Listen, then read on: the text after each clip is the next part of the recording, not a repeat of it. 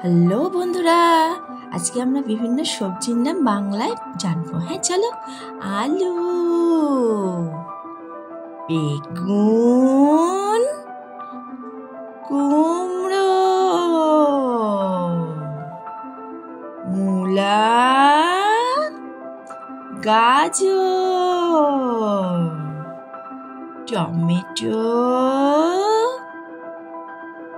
ঝিঙে, ফুলকপি, বাঁধাকপি, ব্রকলি, লঙ্কা,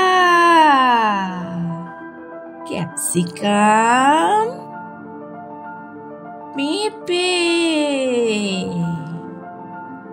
মটরশুঁটি, গাজর, ঢেঁড়স, শালগম, পেঁয়াজ, রসুন, আদা।